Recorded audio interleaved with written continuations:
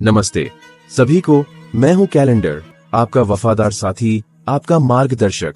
समय के कभी बदलते अस्त्र के लिए मैं सभ्यता के सबसे प्रारंभिक दिनों से आपके साथ रहा हूं, जब मैं सिर्फ एक पत्थर पर सादी सी स्केच था, आज तक जब मैं आपकी जेब में समाने वाला डिजिटल आश्चर्य हूं। मेरी यात्रा प्राचीन सभ्यताओं में शुरू हुई, जहां सितारे और मौसम समय के एकमात्र मार्गदर्शक थे। मिस्रियों, बेबीलोनियों और माया ने सभी के पास अपने अद्वितीय कैलेंडर थे।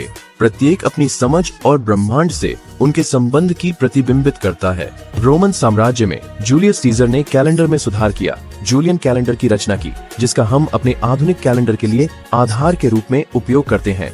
हालांकि जूलियन कैलेंडर में एक छोटी सी खामी थी, जिसके कारण मौसम धीरे धीरे कैलेंडर के साथ सिंक्रोनाइजेशन से बाहर हो जाते थे।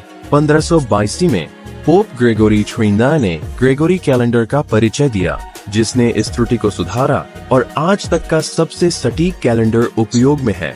आज मैं केवल समय का ट्रैक करने का एक उपकरण नहीं हूँ, मैं भूत, वर्तमान और भविष्य की झरोखा हूँ। मैं प्रेरणा का स्रोत, विशेष घटनाओं की याद और हमारे जीवन की योजना करने के लिए मार्गदर्शक हूँ।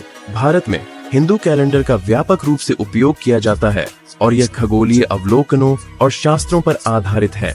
हिंदू कैलेंडर एक चंद्र सौर कैलेंडर है, अर्थात इसका आधार है। यह चंद्रमा के चक्रों और पृथ्वी की सूर्य के चारों ओर क्रांति पर आधारित है। भारत में वित्तीय वर्ष अप्रैल से मार्च तक चलता है।